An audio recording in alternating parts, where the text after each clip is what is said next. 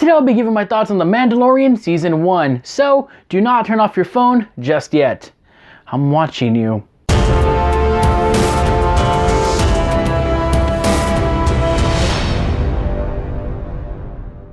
Hello everyone and Happy New Year, and welcome to Movies in a Nutshell, where we talk about movies in a quick way so you can get on with your day. I am your host of the decade, Detective Artemis, and before we go on, you hit that thumbs up button, because I know it, you know it, the Sarlacc pit that killed Boba Fett knows it. You really want to like this, please? Today we'll be talking about The Mandalorian Season 1. In this video we'll be talking about spoilers, so if you haven't seen the first season yet, hit that watch it button on this video, go and watch the goddamn incredible first season, and then come back in and join in the discussion. Go! Or if you don't care about spoilers, sit back and let's talk. Written and put together by Disney-made man Jon Favreau, who brought us such hits like Iron Man, Iron Man 2, Elf, Cowboys and Aliens, and so forth. We get the story of Din Djarin, an orphan turned badass bounty hunter. It is a simple story of self-discovery and family. It also gave us the biggest meme machine of 2019.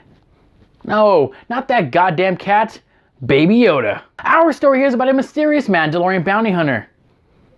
No, not that geek. He did nothing. Oh, he caught Han Solo. Okay, well, he went out like a little bitch. Fuck you, Boba Fett. You are trash. Who has to kill a special target, but he couldn't bring himself to do it because the target is only a child. A 50-year-old child, but a child nonetheless. Yes, a 50-year-old child. And no, I don't mean Elon Musk. Remember, Yoda was 900 years old when he died in Return of the Jedi, so his species aged very slowly, much like Keanu Reeves.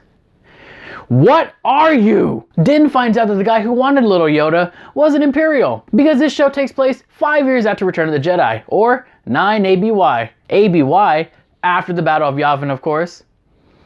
Yavin, New Hope, the final sequence. Whatever. After many attempts of trying to kill little baby Yo-Yo from other bounty hunters, Din rounds up some friends he met along the way to go take out that imp.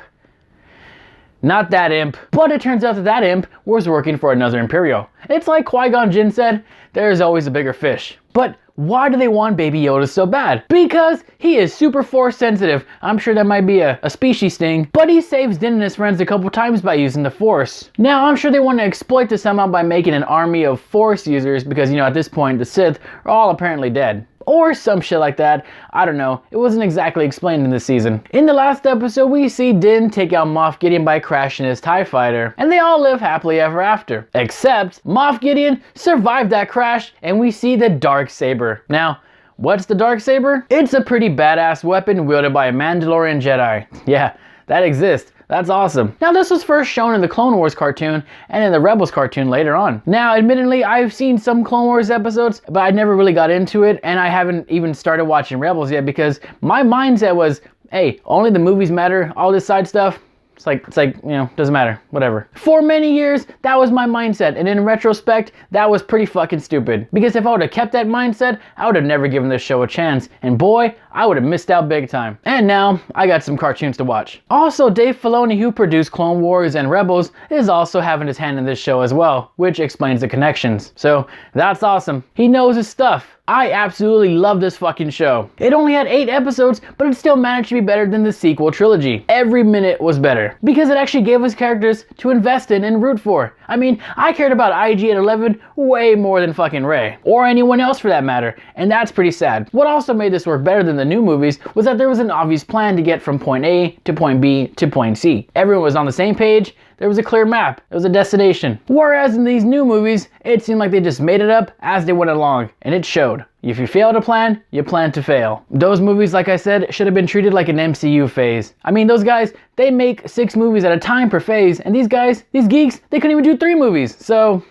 Hell, even Kathleen Kennedy just recently admitted that these movies are hard to do because they couldn't draw from any source material. Bitch! Star Wars does not need source material because it started off as a movie. It made its own lore. You guys just couldn't be original enough. And if you wanted source material, maybe you should have nixed the entire Extended Universe books. You wrote yourself in a corner. And now look. Rant over. Now it's time to rate the show, so let's bring out the ratings bar. We have awesome must watch. Yep, I'm not even gonna keep going. It's a fucking awesome must watch, obviously. The story was good and it kept me invested throughout the whole time and left me wanting more. The characters were also good and it was hilariously awesome to see my favorite comedian Bill Burr be in the show. And I dare you to name me a more iconic duo than Baby Yoda and Din.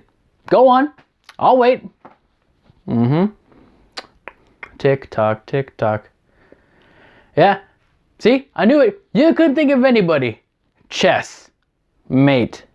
The action took its time and it had a slow build, but it always meant something. It would increase the stakes or the tension, and it had a great payoff at the end, every time. It also had a very awesome Western feel. Even going back to the very first episode, where Din and IG-11 were taking out all those fucking dudes, it was a clear homage to Butch Cassidy, the Sundance Kid.